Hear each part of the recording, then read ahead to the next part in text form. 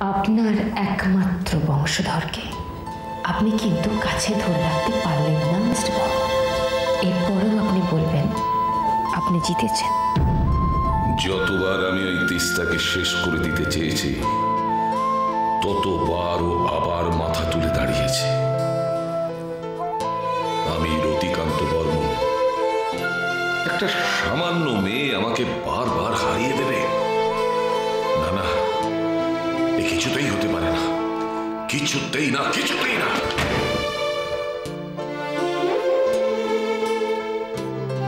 আমি তোমার কাছে হাত জোড় করে ভিক্ষে চাইছি মা, আমার বংশধরের মুখটা আমাকে দেখতে দাও। সেটা করো, সেটা করো, সেটা করো। Yes, good girl.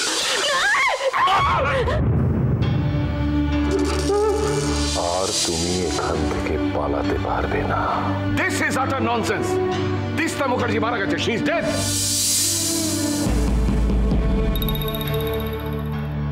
ওকে আমি অ্যাসাইলামে পাঠালাম, ও আমাকে বোকা বানিয়ে সেখান থেকে পালালো। আমি ওর বিরুদ্ধে কোর্টে কেস করলাম, ও হাসতে হাসতে জিতে আমার সামনে এসে দাঁড়ালো। এবারেও সেই একই ঘটনা ঘটল।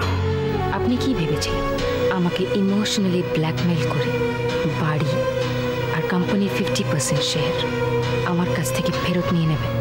না মিস্টার বর্মন, আমি অত বোকা নই, এর কোনোটাই আমি আপনাকে ফেরত দেব না। আমার রক্ত দিয়ে তৈরি এই বর্মন এন্ড রাসেল কোম্পানির 50% শেয়ারের মালিক এখন ওই তিস্তা মুখার্জি? না, কিছুতেই হতে পারে না। আমাকে যেভাবেই হোক ওই শেয়ারগুলো ফেরত নিতেই হবে, আর তার জন্য যা করার আমি করব। প্রয়োজনে